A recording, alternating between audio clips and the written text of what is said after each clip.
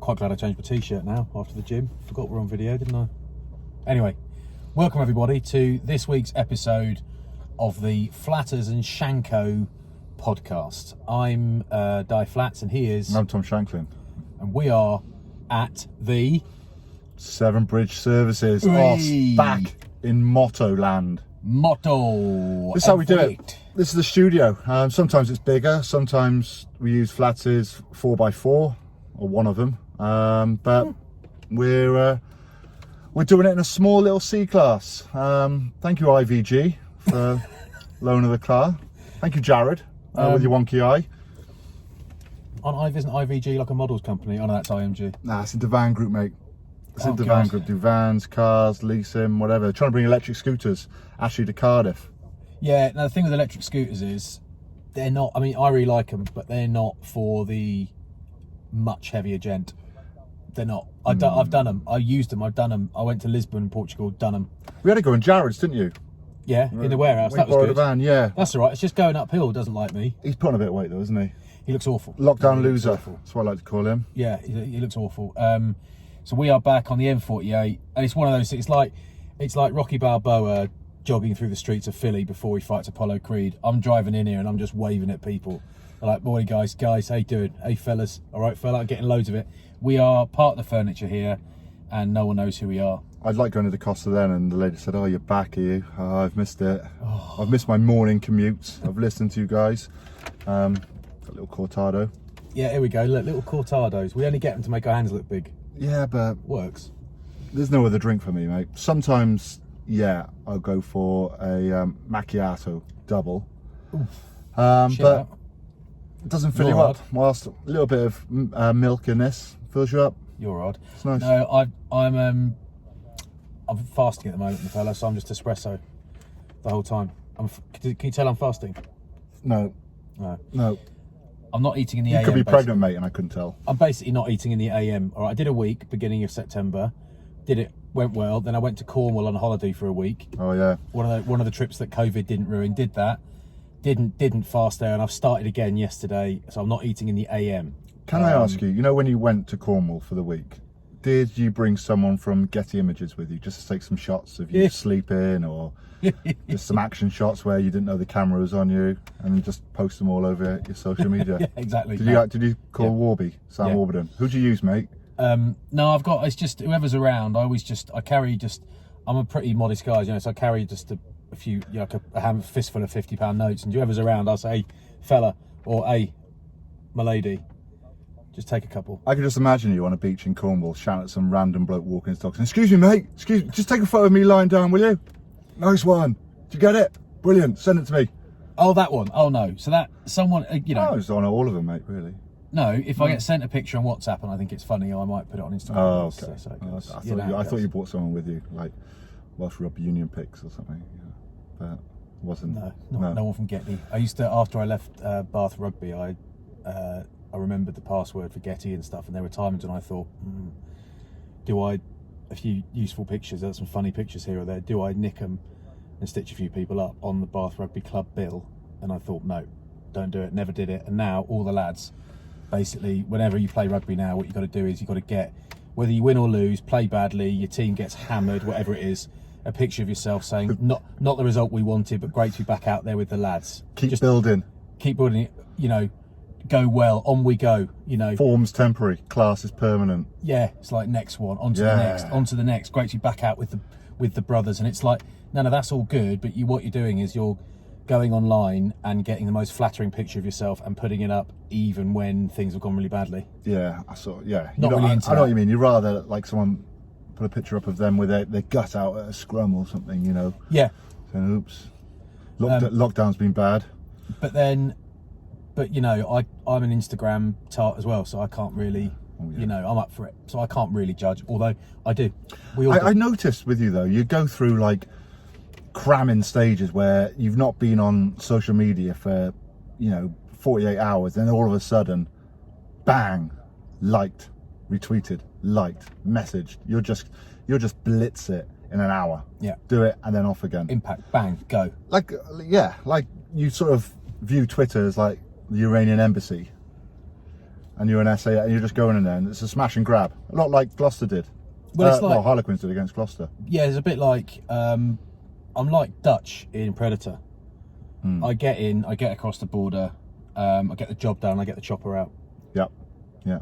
Look, I know we're in a car and there's all sorts of sound issues, but can you try turning the engine on so I can benefit from the air conditioning, please? Because it is 22 outside, it's not, it's more than that, it's what it says on your screen. If you had a Land Rover, it'd be accurate. But I'm now about to have sweat dripping off my head into your car, and that ain't right. Well, I'm a grown up, that ain't right. There's just going to be a noise in the background now, mate, all the way through it. Do you reckon it'll pick that up? Yeah, of course it will, mate. You see how good these mics are? Look at them. Got a little red stripe around them. How good actually, yeah, for those that listen to this on the podcast app, we are actually recording it and we will release it on YouTube. It's just two grown men sitting in the car. Very warm, very sweaty. It's really warm. It's really warm. One looks like a rock star and the other one looks like he's just won CrossFit Games. Which one's with? Oh yeah. You've got some cycling shorts on. I've got cycling shorts. Well, I was going to do leg day today, and as my friend George always says, isn't every day leg day because you walk everywhere. I was going to do leg day today, but I basically met my friend Jane for coffee and ended up having 2 coffees and was there a long time. And third now. I don't like to rush leg day. I don't like to rush it. Third coffee now. I know what you like. You're going to explode. 4th. Yeah. 4th. No, I've done that. You've done a poo. Is that what you're about to say? Tom. Yes.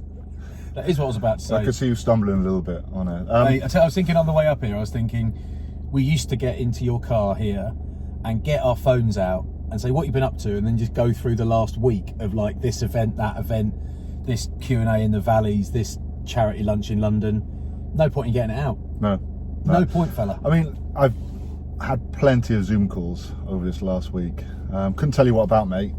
We had one on the Lions last night, the trip that we're putting on. Actually had a guy today contact me, Jeremy Anderson, one of my mates, and he's saying that he's booked 2 places basically on the Lions, and he was meant to get married this year, but it's been put off to next year, and the dates coincide with the Lions. So he's been asking me if I know anyone that will take his place. No. And the wedding is on the wedding's on the 2nd of August. She's 5'8". It's in Pontypridd Church. So if anyone wants to take his place, crack on. Her name is Claire. Can't miss her. She's wearing the big white dress. Arriving in a Daimler. I don't have a mate called Jeremy Anderson, mate. God, no, I read you. That call last night. Tyson, you in again.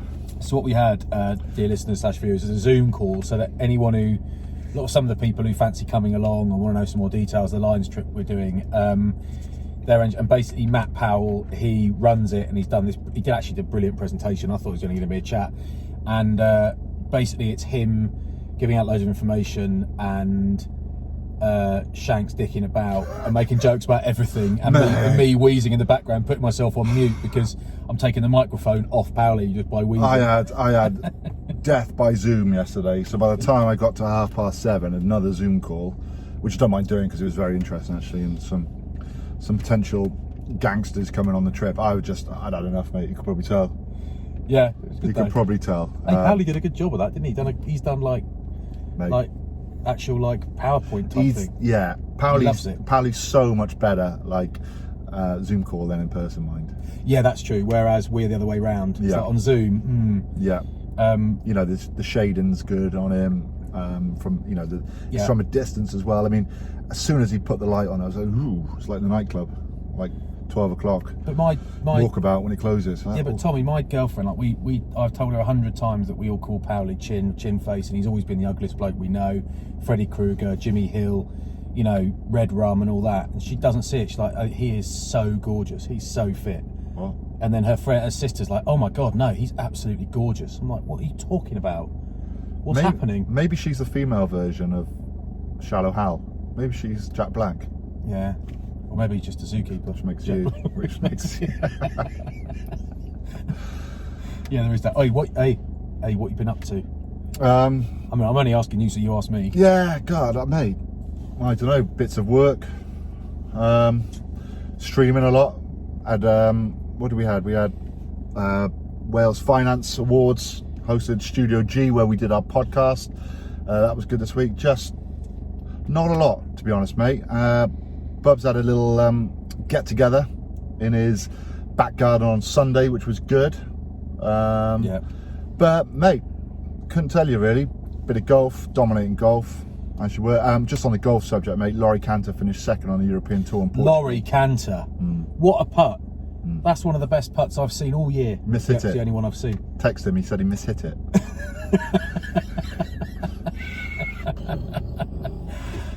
Yeah, that was a hell of a nudge. I know. If you haven't seen it on social media, look that up. That is amazing. And he's thrown a kettle over a pub, mate. What have you ever done? But no, brilliant for him. Finished second, finished above Tommy Fleetwood, and there was a camera on Tommy Fleetwood as well. He was like, as Lloyd Campbell finished second. So, say we give him a mention. Looking for some new sponsors. Looking for anyone really. Yeah, I mean he's I knew Caniston were keen to sponsor him, but he said that's a bit too close to home. So yeah. It's like, oh, there's the lad. Oh, hang on, the motorbikers have come in. There's about 20 motorbikes in here now. I was going to come on my motorbike today, Tommy, but which one? One of them. And I was gonna, but actually, do you know what? It was the whole rigmarole of putting on jeans, boots, big socks, like a massive leather jacket with armour in it and a helmet. It's like, it is so hot outside. I'll be dripping with sweat before I get on the bike. But I imagine it's like caravan club, isn't it? It's like a sense of freedom you don't get with other vehicles. That's it. Yeah. You'd love it. It's I great. don't, mate. I don't. I'd love it if we were going men only, like along the west coast. Sexist. Bring your women. They can sit in the sidecar. Fine. Do you know, one day I was going to do it for my 40th, but didn't. 50th. But that means all the lads have got to get motorbike licenses then. But motorbiking is so easy in America because the roads are so big up over there, not all of them, and everyone goes so slowly. So basically, if you fall off, it's your own fault a lot of the time. Whereas here, people just ride like absolute knobs. I get people ride their motorbikes in scary ways over here, Tommy. Genuine question. I'm just watching someone on their bike. Yeah. Get off it. Now he's got full kit on, full kit wanker, which I suppose is probably quite important. It is, yeah. Is it hot riding a bike with all that kit on? No, it's not hot at all. Okay. It's, if you're really hot in your car and you're doing 60, 70, 80, you put your head out the window, it's almost like that. So but it's as soon as you... Well, it doesn't stop my bum from being sweaty. No, but you're out in the open, fella. But it's not hot. It's when you are stationary. So if you're on a big bike and you're in traffic, even sitting at the lights, it's like, whew, there's a lot of heat coming off that engine. And it's now you stop and get off. As soon as I get off my bike, as soon as I pull up somewhere in the sun, in the heat, I'm like, right, get off the bike, get the jacket, gloves and helmet off quick, or I'll be boiling in 1 minute. But as you're riding along, not at all. You could ride along in like on a really hot day in full kit and you'd be fine. Because it's like you're standing on top of your car, isn't it, really? I saw Dave Ewers sat on a bike. That's the one I had for a bit, that Triumph. I've not met Dave Ewers, but he strikes me as being a massive bloke, and he didn't dwarf that bike. Actually, it looked all in proportion. So that bike must be huge. It's the biggest bike there is. I mean, no, the Honda Goldwing is a bigger actual piece of equipment, but in terms of the engine and the sort of width of the thing, that's the biggest engine in a production bike. It's a hell of a bike, and he's a big fella. I like to say this a lot. Dave Ewers 130 kilos with a six-pack. What is going on? What's going on, fella? Look, one day I think I would like to join you on the bike. You know, just come on the back, cruising around. Yeah, I'm just waiting to have a midlife crisis. Then I'm in. All right. Yeah. So if you're going to do it, if you can make that happen for me, you need. Brilliant. Yeah, you need. You need to start buying really tight clothes, get a motorbike, and get a convertible sports car. Yeah. You're done, aren't you? Then. Yeah. I like it. So you've not had the busiest week. I watched. I'll tell you what I have watched. I've watched a series on Sky called Watchmen. It's quite weird. It's very strange. I couldn't actually explain it that well. It's a bit sci-fi. Very good. There's some great actors in it. I'm trying to explain it now. There is a white supremacist group, and they're basically trying to kill all black people in the group, and the police wear masks so that they can't be identified, but it's got a bit of there's sort of lots of vigilantes in it as well. It's very strange, but quite addictive to watch. And you see a little bit of a backstory about how they became white supremacists, and there's a guy called Dr. Manhattan who can create human life. It's very strange, mate. But should I watch it or not? Just think before you answer, because I don't want to waste my time.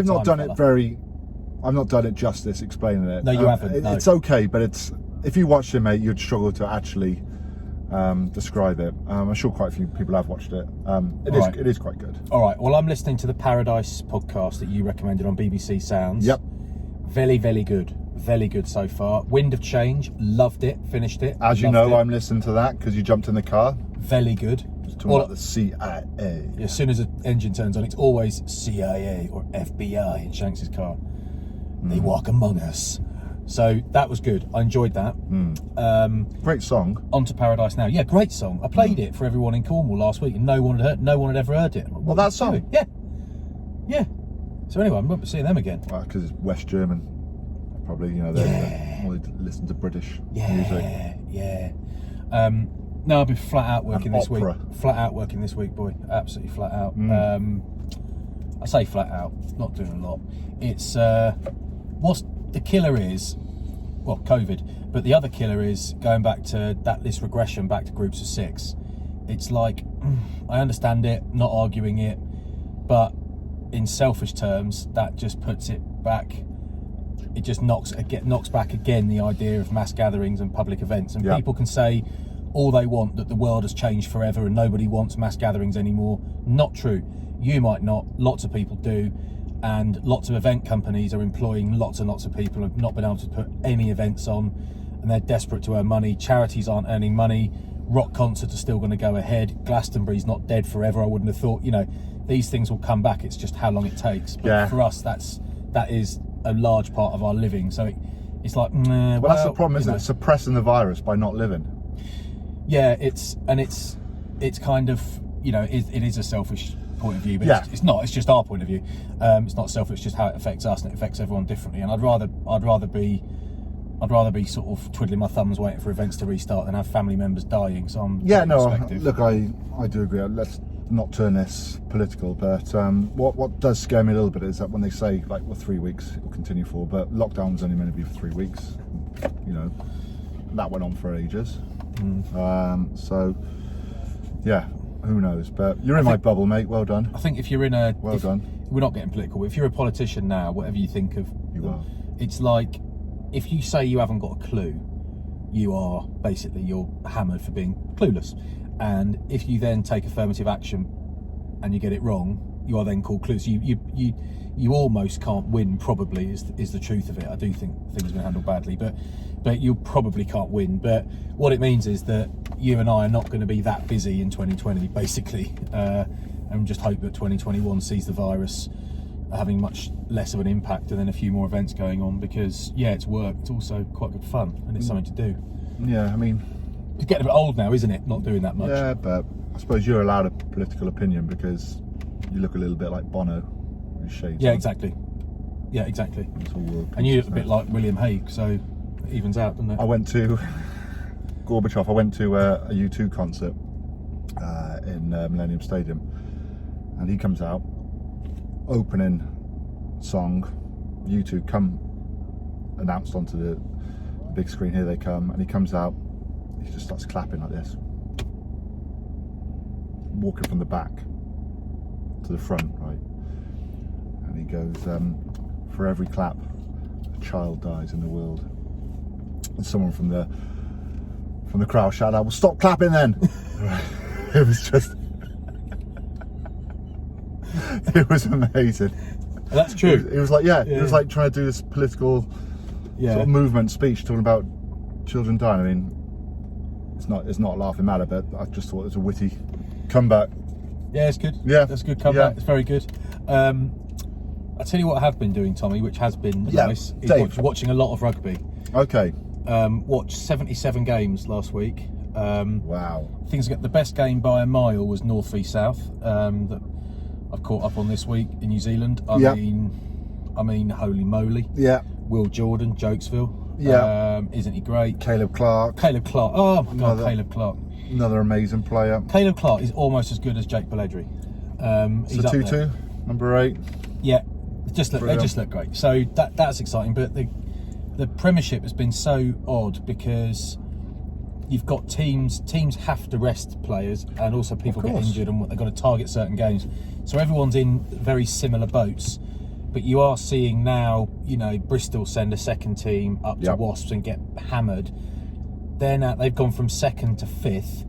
They've got Dragons on Friday night in the Challenge Cup, which is great, and they'd like to win it. But it's like, what would they rather win, that or the Prem? And could they have done with actually going up and beating Wasps? Don't know. It's getting really interesting. What isn't interesting is first place, because that is just absolutely nailed on.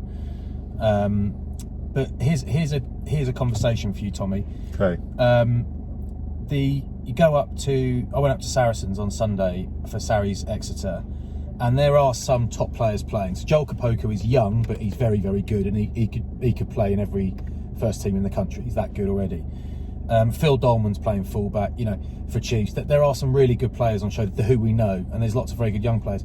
But it is, give or take a few names, it is effectively an academy match. Of course it is. There was loads of Premiership debutants on the beach. Couldn't get my words out then. So yeah, I like these games, mate, in the week, because we talked about that, because it's good to have another rugby offering in the week, not just on a Friday, Saturday or Sunday. It breaks a week up. But they're not competitive, a lot of them, because teams are having to play 3 games in a week. They're having to target, them to rest. It's good to bring players through. Yeah, it's really good in that aspect to show them what it's like to play Premiership rugby.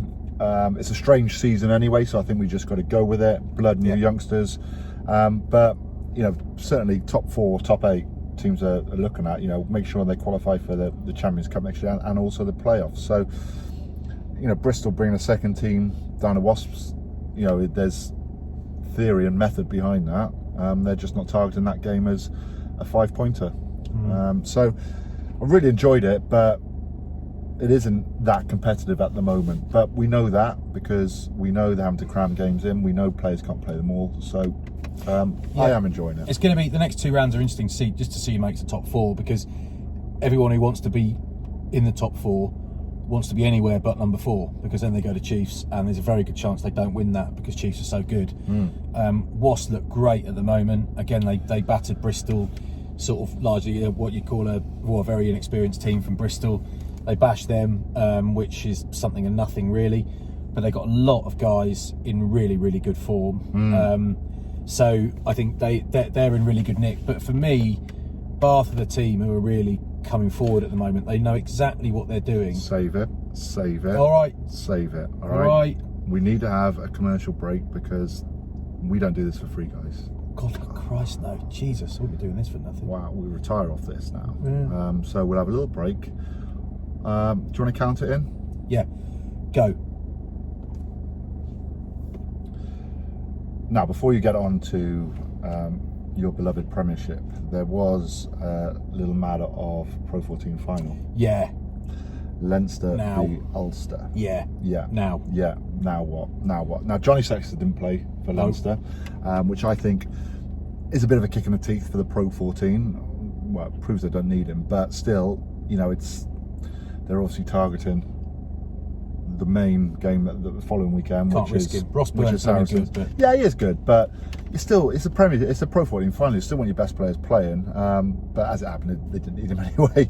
But yeah, Ross Byrne was good, but I mean, we all thought Leinster were going to win because of how good they are, because of previous, because of the quality, the depth they've got is incredible.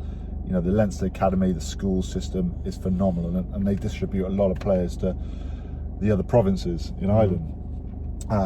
But you sort of hope the underdogs Ulster have got a chance, and I don't know if you saw it, mate. It was an amazing try by James Hume. it's a brilliant try. Yeah. Early doors, great pace, has just burst on really onto the scene at 13. Plenty of pace for a 13 as well. James Lowe misses him, who was a great player as well. God, he was good. He was, yeah. But ultimate start for Ulster. and that was it. That was it. The rest was just Leinster, just class. I mean, Robbie Henshaw's intercept sort of killed the game off, but they just make great decisions. Jameson Gibson Park throwing that long ball to James Lowe, but just before, it's like 2 meters out, he throws a real long pass, sort of 10 meters, 12 meters to the left. But just before he throws that ball, Ross Byrne comes round the corner and just attracts a couple of defenders, and I think that leaves Robert Little just in a bit of no man's land. It just goes straight. It's a risky pass because it can get picked off, but so flat, so powerful, and James Lowe just goes in. But you almost intercept that or get hammered back, don't you? I mean, Jack Conan, Josh van der Flyer, it's quality. Gary Ringwell's captain at 13. That's Keelan Doris. They're a quality team. They're going to be. You keep thinking, how long can Leinster keep going, like being at the top? It's like Man U back in the day. They're just completely dominate. They're dominating the Pro 14, and they're also it will always end. Thereabouts. What do you think? Yeah, when will it end? But I can't see it ending in the short term. No, I can't either. But it always ends. But yeah, I guess it's difficult to see them. It's also difficult to see them not beating Saracens. Especially without Owen Farrell, difficult to see that. They're just a wonderful team. They look really, really well coached, really well prepared, and everything is done at like breakneck speed. And they're the team. One compliment you could pay them is that Leinster are the team that look most like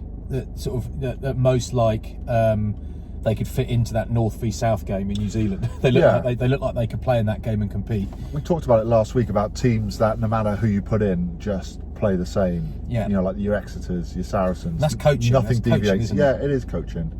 And Leinster are one of those teams, mate. They've got an identity. They've got a style of play that suits, that works. They innovate as well. Yeah, they are. They're a very clever team. So they make clever signings. They don't just sign for the sake of it. No. Brad Thorne, big signing. Rocky Elson back in the day, big signing. They're very, very clever, very good setup. Leo Cullen is just the boss, isn't he? Yeah, he is. I think if I grew my hair, I'd look a little bit like him. Maybe. We'll start with yesterday's game, fresh in the memory. Gloucester Harlequins. Yeah. Now, there's an incredible stat. I don't know if it was relevant at the end of the game, but sort of 3/4 of the way through the game, it was something like Gloucester had been in Harlequins 40 something times. It was 42 phases then. And Harlequins had been in Gloucester's 22 once. Yeah. It was just absolutely incredible. And I know a few people on social media picked up the fact that Danny Cipriani was having a laugh and a joke with Mike Brown after the game. I mean, I know you hated that. I know you think you should walk off the pitch, you shouldn't talk to anyone. You're always that mentality, win at all costs. And it doesn't really matter if you don't really have any friends. I know that. Yeah. But I remember you're the other way around, weren't you? I remember. You'd rather be popular. Yeah, exactly. You'd rather not win. And crap at rugby. But exactly. You'd have I remember playing against. I would rather be that. Yeah. We were playing against Leicester once in a European quarter final, and I forget what the game was. We played Leicester 5 times in one season. And we played them in one. I forget what it was. Like, one's a Premiership semi-final, and one is a European quarter-final or something. And I think we win the European quarter-final. I could be getting this wrong. I just can't remember. Just make it up, mate. We played them 5 times, and 2 of the big games. We won one, we lost one, the knockout games. And I remember after one of the knockout games, we're going hammer and tongs, absolutely hammer and tongs, and we lost. And right at the end of the game, everyone is hanging. And it's like, so we're hanging out our arses. The whistle goes, hands on your knees, we're gutted, they celebrate. And fast forward 15 seconds, Julian White walks over to me and Danny Grucott, and Jules was like, all right, boys. And Dan was like, oh, hey up, Jules, how's it going? I said, all right, mate, how you doing?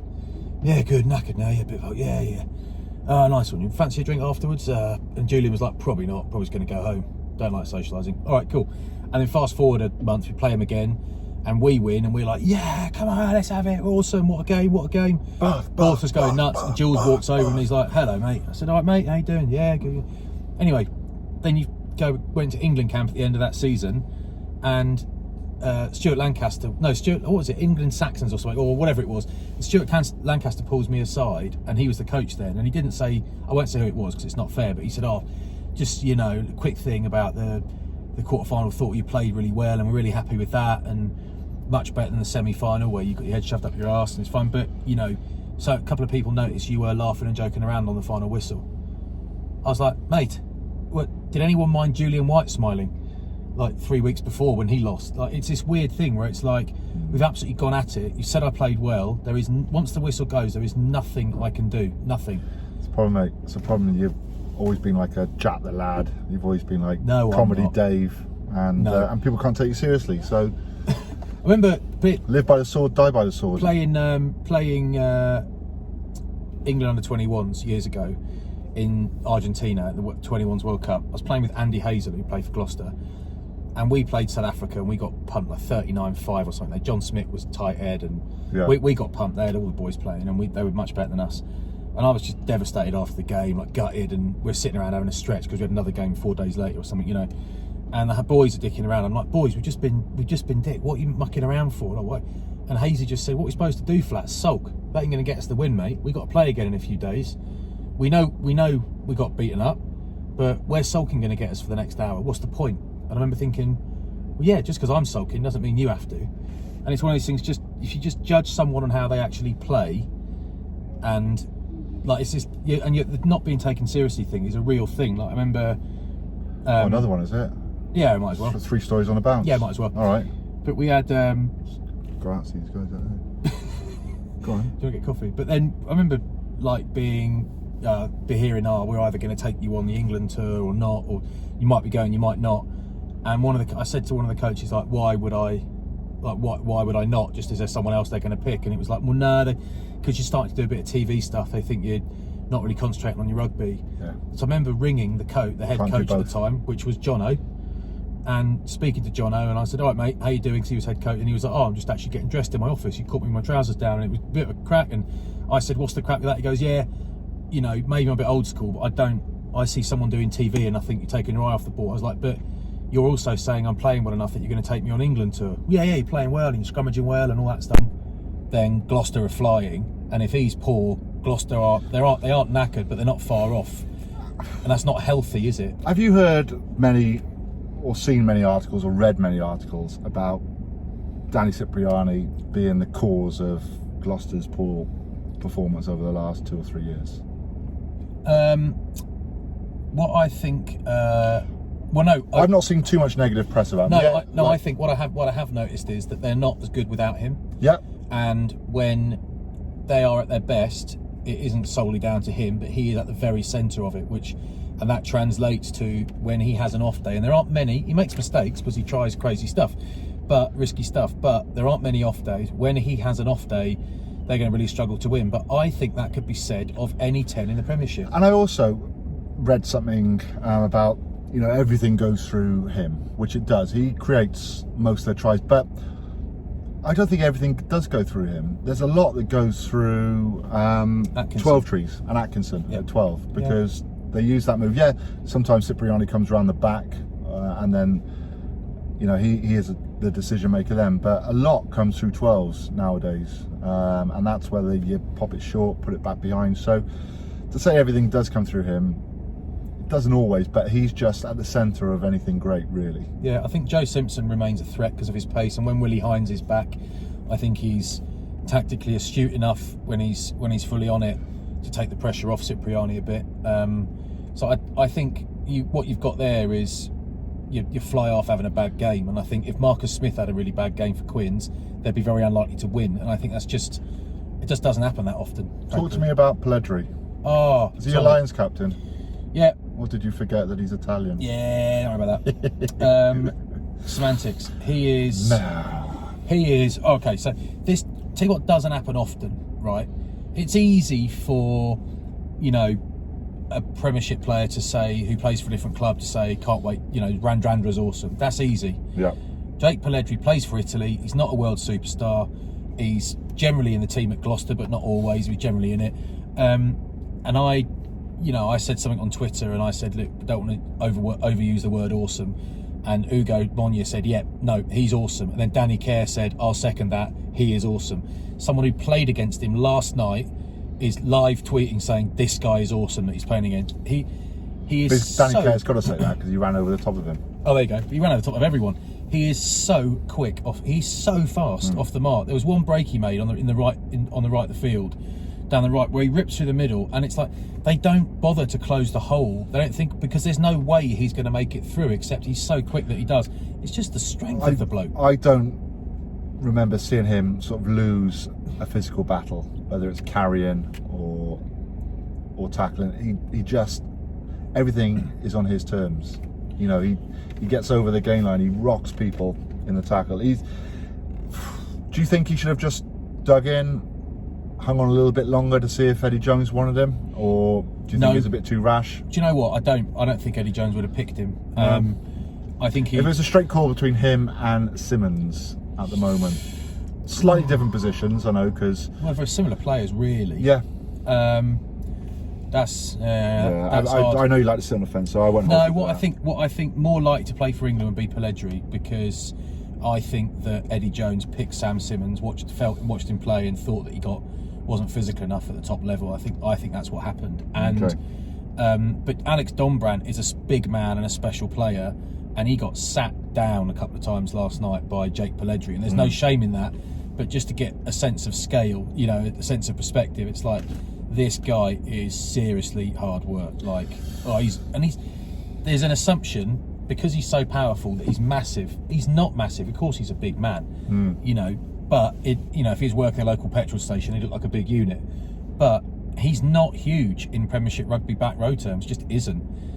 He is just so strong. It's unbelievable. He's just explosive.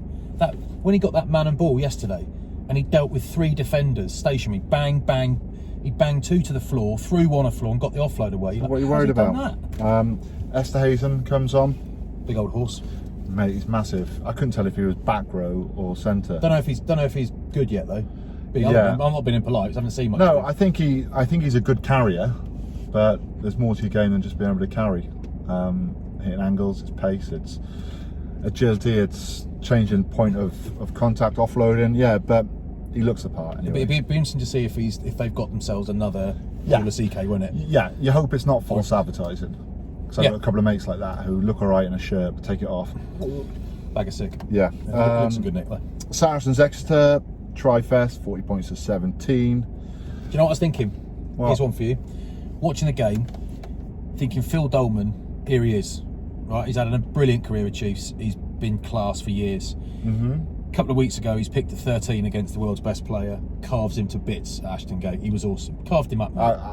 He had a good game. But 2 or 3 clean breaks, mate. But I wouldn't say he's carved him to bits. I think that's doing an injustice. He did him on a one-on-one, carved him up. He stepped inside him, Yeah, beauty, right? So, anyway, so he's on a high. He's getting loads of praise, and then I'm thinking, this is going to sound tough on the other lads that were playing, but I'm just being frank. He's playing in an academy game and getting smacked by Saracens Academy. Not all academy, but like a really young team. And he's got to play the whole game at fullback, and that could well be the last game he plays. I mean, he might not play again, or he might play once more for Chiefs or something, but if he's going to stop playing at the end of this season, that might not be it, because he's second choice behind Hogmeister General. Yeah. And it's like, that could be it. That could actually be it. And it's like, it's a pretty inauspicious way to go out, isn't it? It's like Francois Pienaar going out on a yellow card at Bedford for kneeing Florent Rosigno in the back. As he walked off, he said, "Guys, you kill him! You kill him!" Over and out. Oh no, it wasn't that. He tipped someone in the line out, I think, deliberately. Do you see Dolman's little take from the air? Yep. Floated pass over the top. Didn't look like it was meant for him, but grabs it and then little offload. Just silky. He's just silky. He's a beauty. He's been around for a long time, loads of experience. He's a beauty. And he is a class player. He's a lovely operator. Just unfortunately, another one of those players that was a long list behind, likes of Lee Halfpenny, Liam Williams, Lee Byrne. Yep. He wouldn't surprise you if you turned on the TV, didn't know who he was, and someone said he's got 40 caps for Wales. It's a little bit of luck, isn't it? It's being born into, you look at yourself, if Jason Leonard and Trevor Woodman went around. Andy Sheridan, and Tim Payne. I mean, if no other loose heads were around, I'd have had so many caps. You'd have been fine, mate. You'd have been fine. So, Then good win for Worcester. Much needed win, I should say. I mean, pretty uneventful game that, but Ollie Lawrence looked good at 13. Really good at 13. Powerful boy, isn't he? Yeah, he is.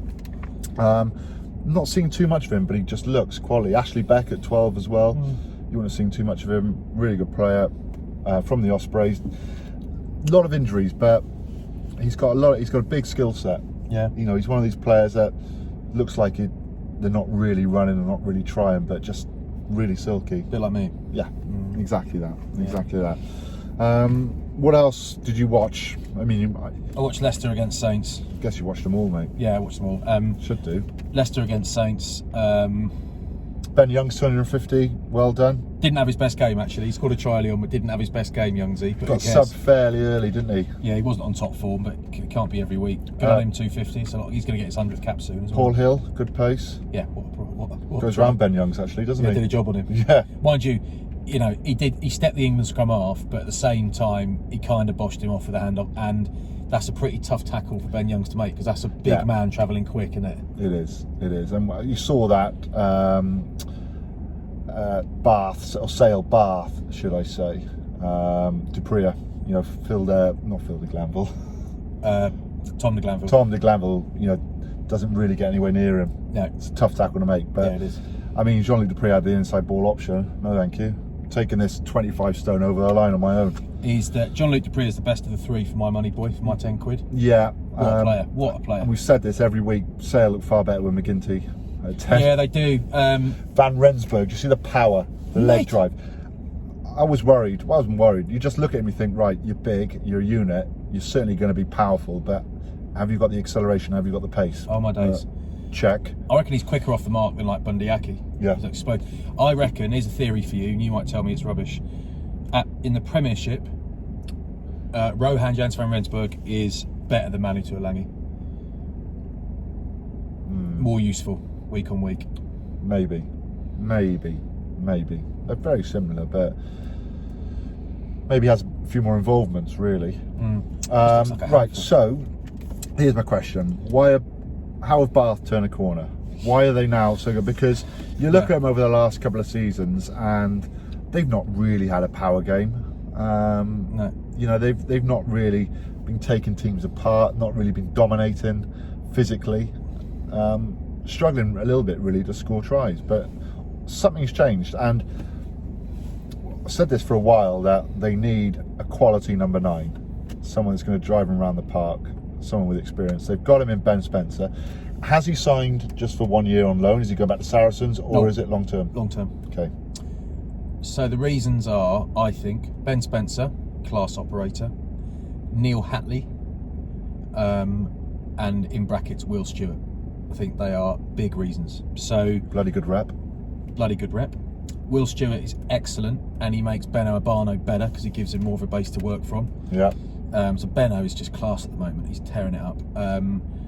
Tom Dunn whacks people. That's great. Will Stewart is a massive bloke and he's a rock on the tight end. He's doing a lot of damage. So when Bath are in key positions under pressure, be that in opposition third or their own third, they have become a penalty release machine, which is great. They drive teams into the ground, cause problems, penalty, relieve pressure. It's either points or it's territory, and it's, you know, they're out the danger zone. But I think it's no coincidence that Neil Hatley, a couple of things. Neil Hatley has gone back, and the forward pack just look brutally effective now. I think he's just an excellent coach, and I think when he was there, you look at how well the pack started doing, and then he left, and the pack were nowhere near as effective for a while, and he's come back, and they're really effective again. I think that is not a coincidence. I've really noticed that. The other thing, it's either a Neil Hatley thing, or it's a Stuart Hooper thing, or it's both, or it's Gervin Dempsey. I don't know, or it's senior players. Don't know, but.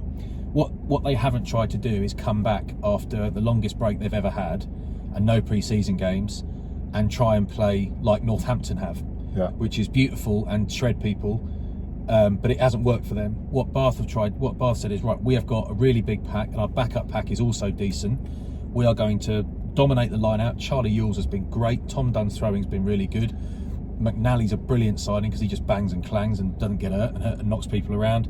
Just grafters. We are going to drill people up front, and And when we win penalties, we're going to have a 10 who boots the ball a mile and kicks loads of points. And I think if things were flowing beautifully at Bath, then you'd see Jonathan Joseph, would have scored 8 or 10 tries this season. He'd be scoring a hatful. The guys would be scoring. You'd see loads of Rocco, loads of Anthony Watson. The only time you really see those guys explode is Rocco's step before Josh Matavasi's try last week. That's all from kick receipts. That's not generated by Bath. That's generated by individual talent and positioning. But I think what they're not trying to do anything. They're not trying to reinvent the wheel, and they're not trying to be Harlem Globetrotters. They're playing to their strengths, and I think they look great. And the pack was so good at the weekend. I thought Reece Prieston looked great in the first half, steering them around, really comfortable. And Sale did come back into it and goofed up a few chances, left some out there, but Bath looked really dominant. One stage they were 15-23. I still can't work out how Ben Spencer stole that ball from, it might be Marlon Yard. Marlon Yard, yeah. I don't know whether it's an intercept or whether he just ripped the ball. It's incredible. Bit of individual skill there, but that's just killed the game from straight away. But yeah, Bath have looked like a different team. It's uncomplicated though, isn't it? It's very uncomplicated. It's just big carries, mate. It's big carries. It's pressure. Yeah. It's not giving away stupid penalties. It's about building pressure on teams and low error count, because you see the teams that play well for sort of 4 or 5 phases, then something happens, then they lose momentum, then momentum's gone. They're 30 yards back down the field, but it just doesn't seem to happen at the moment. Probably not the best I've seen from Sale. I mean, we talked about Jean-Luc Dupree's try. What a ball from McGinty to him, though. Yeah. It was a wonderful piece of skill. And we talked about Van Rensburg. McGinty nearly scored one of the best tries of the season, but McConaughey got him before the line, didn't he? Yeah. I mean, we talked about the leg drive around Van Rensburg. It's a mouthful, that is. There's also great power by McConaughey as well. Yeah. Yeah. I mean, Really it looks like he bounced off Manu, but actually it's Manu's teammate that almost bounced him off, but he still banged through him, didn't he? You've still got to run hard, mate. He's a big bloke. You've still got to pump those legs. They're just such big blokes. He looks like one of the skinny ones, but he's a big fella. Do you reckon I would look big on the field, or do you reckon I'd be like dwarf now? You wouldn't be dwarfed. No? You'd look normal. Okay. Oh, who wants to be normal? I'd look quite fat. I'd just look a bit fat. No, but you've got a muscly walk, is what I would say. Yeah, you I've got love handles. you walk like you work out. I've got love handles now. Like I had them then, but I've got bigger ones now. On purpose? Yeah, of course. Wasps v Bristol, 59-35 to Wasps. I thought it was going to be 100-0 that boy. Bonus point in 17 minutes. The Basset Hound. He's good, man. He is good. I mean, when he steps though, he does slow down a lot. It's not like a step where he sort of steps off the right or left, like bang, and just keeps momentum. He properly slows down, which is also quite difficult to actually make a tackle in as well, because his whole body has slowed down. But Chris Cook, is it Chris? Yeah. Yeah, Chris Cook goes for intercept off the line out, and that's the area he should be covering. He goes for intercept, but he should be covering the inside ball, which is to Bassett. So defensive error there. He gets the intercept though, and he's Cobus Ryanak is a legend, isn't he? Yeah, but it's high risk, high reward. Yeah. Especially at the start of a game. Just high risk, high risk. Yeah, I suppose. Jack Tom Willis, incredible.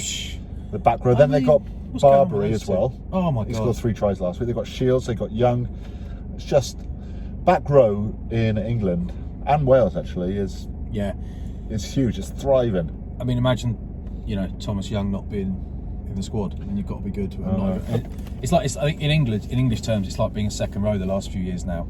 There are just so many good But that's back why rows. Wasps dominated the breakdown. There's 9-3 in turnovers for Wasps. If you look at the stats, it's a bit like Gloucester Quins.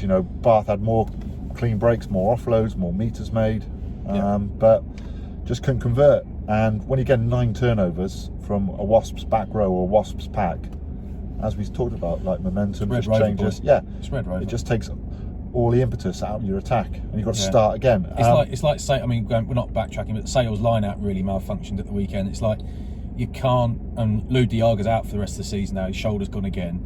You can't, if you got a fundamental like that. I think you sometimes can get away with not having a scrum as long as you can get the thing away quick enough. Yeah. But no line out to launch plays off, and no breakdown, you're knackered. Yeah. You're knackered. Completely. Didn't realise how quick Max Malins was. Oh yeah. I know. He looked good, didn't he? Really good, really good. Is he going to be a first choice 10? Because is he going to be a frontline fly half for 10 years in the Premiership, or is he always going to be the guy that just misses out a bit? I think he's going to be like a club Bowden Barrett. I don't know what club though. Is he a 10? Is he a 15? Because he's not first choice at Bristol. No, he's so good. You know, I don't think he. Well, we don't know, but with the calibre of player he's got in front of him, it's going to be tough to break into that England squad at the moment. It's not to say it can't happen at all, yeah. but he is quality. You want him in your team, but whether he's going to be 10 or 15, and I'm always a little bit, you know, you want your 10 to be playing 10 every week. Yeah. It's such a pivotal position and such a key position. You don't mind if a 10 plays 15 because they don't have as many key moments in a game or decision making in a game, but I always like it when a 10 plays 10 every single week, because it's one of those positions where you need a lot of feel, you need a lot of... Don't even love a 10 at 12 knowledge. most of the time. Yeah. I think there's still place for real power. I mean, there's a couple at of 12. quality bits in that game. The Gopeth little grubber kick to Minozzi was dreamy, mate. And you know, Kibarigi's offload on the inside, the one-hander to Robson after that, that is always where those moves die, isn't it? Yeah. It's always a cock-up. But it was one of those passes that you didn't even think he was going to give it. It was like, you know, it wasn't telegraphed at all. It wasn't like Matt Dawson against a Lion who actually dummies it. He just looks like he's going for the corner, and all of a sudden he just throws over the top like that. But it was quality pass for him. Yeah, it worked. But yeah, Wasps rejuvenated, Bath rejuvenated. Yeah, it's great. Bristol not struggling, but Bristol are down in 5th, you know, and they were nailed on in second really. Sale I wouldn't say they're struggling, but Lou Diago I think is a big loss, because their set piece has been a bit of an issue and it's just not as good without him. And Aka van der Merwe is a hell of a player, ball carrier, jeepers, but his throwing wasn't good. And Rob Webber's a very good thrower, but he hasn't played for a long time, and you know, it's tough. But your fundamentals, it's when you watch Aka van der Merwe and all the good stuff he does, and then you think about someone like Jamie George, who does exceptional things but is also just reliable.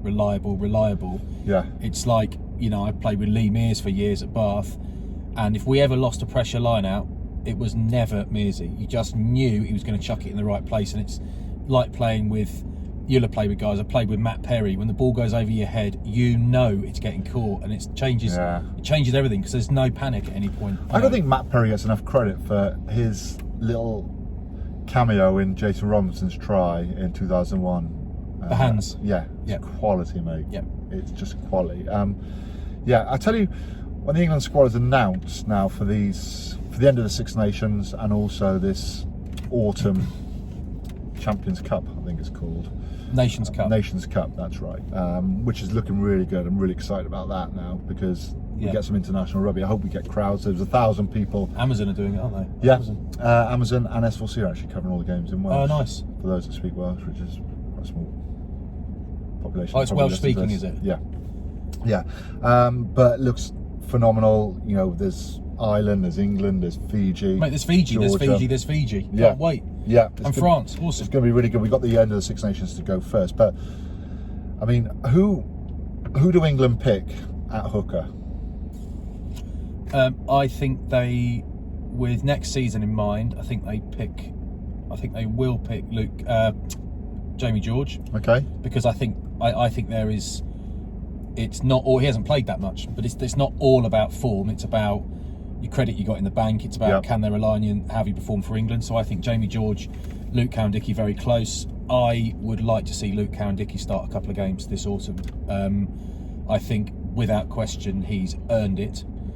He's the best performing hooker in the league, and I think he's a very exciting player because he's so confrontational. He just hammers people. Farrell straight back in at what position for you? I would have thought that he would. I think he's going to play 10, and they'll play Manu and maybe Slade or Jonathan Joseph. But George Ford is so good. Yeah, I know. Good.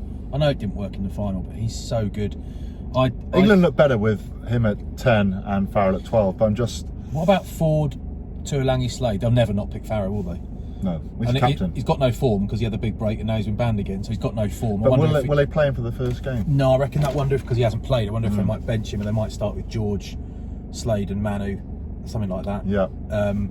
Geez, there's a lot of boys playing well, eh? Yeah. That's a lot to choose from. Jeez, man, you sounded New Zealand there. Oh yeah, didn't I? I'd pick Semi Randrandra for England and Italy and the Lions. He is a good I just can't wait to watch. I love watching France, but I just can't wait to watch Fiji. And if they're kind of on it and they're all up for it, then There's always someone's getting hurt legally. someone is getting hurt. There's loads of substitutions whenever you play Fiji because there's so many massive clear outs and massive hits. Yeah, I can't wait. You know, Wales only just beat them in quarter final, I think, or the pool game of World Cup last year. Here's an observation for you, unrelated. Well, related to rugby.